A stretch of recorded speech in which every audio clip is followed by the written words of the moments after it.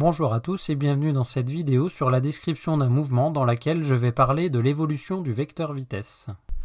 Pour voir comment étudier l'évolution du vecteur vitesse, je vais utiliser le mouvement d'une balle lâchée depuis une trottinette. Cette vidéo est disponible sur le site lelivrescolaire.fr. Je vais me placer dans cette vidéo dans un repère terrestre avec un repère dans un référentiel terrestre avec un repère O1, I1, J1 et dans le référentiel de la trottinette avec un repère O2, I2, J2 et également dans les deux cas avec une base de temps pour mesurer le temps au cours du mouvement. Une fois les différentes positions de la balle et de la trottinette effectuées, j'obtiens les trajectoires suivantes. Avec également le tracé des vecteurs vitesse pour chaque position. Je constate dans mes deux référentiels, ici référentiel terrestre et là référentiel de la trottinette, que mon vecteur vitesse évolue de deux manières. Tout d'abord, on constate que la longueur du vecteur change, cela signifie que sa norme change, que la vitesse instantanée change au cours du mouvement, dans les deux cas. L'évolution de la vitesse instantanée va nous donner une première information. Si le mouvement est uniforme, ce sera le cas avec une vitesse instantanée qui reste constante au cours du temps. Si le mouvement est accéléré, alors la vitesse instantanée va augmenter au cours du mouvement, du temps. Et enfin, si le mouvement sera décéléré ou ralenti, si la vitesse instantanée diminue au cours du temps. Si je reprends mes différents mouvements, je vois ici que la norme de mes vecteurs vitesse, la vitesse instantanée dans les deux cas augmente. Je suis dans les deux cas dans un mouvement accéléré.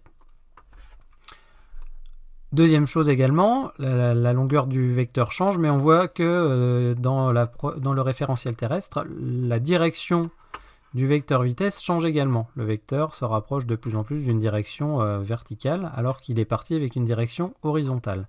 Alors que dans le cas du référentiel de la trottinette, on voit que la direction du vecteur ne change pas et qu'elle est toujours verticale. Suivant l'évolution de la direction, on aura une deuxième information sur le mouvement. Suivant le comportement de la direction du vecteur vitesse, si la direction du vecteur vitesse ne change pas, on parlera alors de mouvement rectiligne, alors que si la direction du vecteur vitesse change, on parlera de mouvement curviligne. Dans le mouvement curviligne, cela inclut plusieurs cas, soit un mouvement circulaire, qui est une direction qui va tourner, soit un mouvement elliptique, qui ressemble un peu à un cercle mais aplati sur deux côtés, un mouvement parabolique, qui décrit une cloche ou d'autres mouvements. En utilisant toutes les informations disponibles, nous allons pouvoir maintenant décrire correctement un mouvement. Et pour pouvoir décrire ce mouvement, il faudra préciser à chaque fois le système d'étude, c'est-à-dire l'objet qui est en mouvement, préciser également le référentiel dans lequel on va décrire le mouvement. Et ensuite, on décrira ce mouvement en utilisant l'évolution de la direction du vecteur vitesse, ce qui nous renseignera sur le caractère rectiligne ou curviligne du mouvement. Et enfin, sur l'évolution de la norme du vecteur vitesse, c'est-à-dire de la vitesse instantanée, qui nous renseignera sur le caractère uniforme, accéléré ou ralenti de ce mouvement. Voyons sur un exemple de comment décrire un mouvement. Je considère une balle lancée en hauteur verticalement.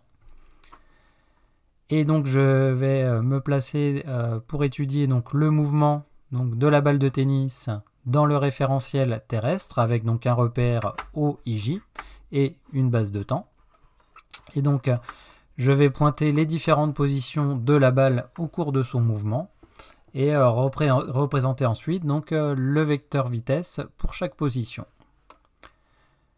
J'obtiens la représentation suivante. J'ai les différentes positions ici et les vecteurs vitesse correspondants. Si on regarde, la balle a été lancée vers le haut. Sur la première chose que l'on peut voir, c'est la direction du vecteur vitesse.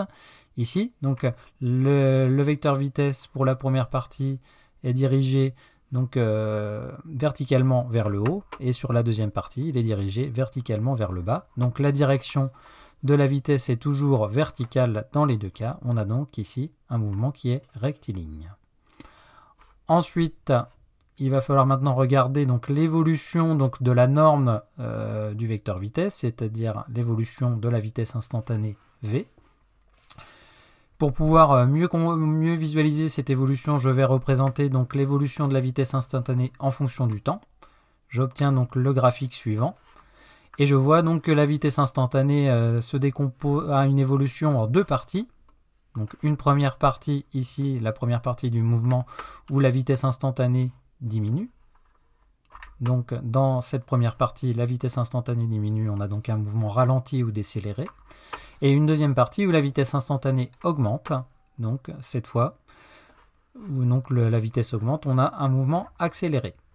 Donc pour décrire le mouvement de ma balle, je vais donc avoir deux zones. Une première zone dans laquelle la balle monte jusqu'à atteindre une hauteur maximale. Dans cette première zone ici, le mouvement de la balle est un mouvement rectiligne ralenti. Donc la balle avance progressivement mais sa vitesse diminue jusqu'à ce qu'elle s'arrête. Ensuite, la balle redescend avec la vitesse cette fois qui augmente avec un mouvement toujours rectiligne. Donc cette fois j'ai un mouvement donc rectiligne accéléré.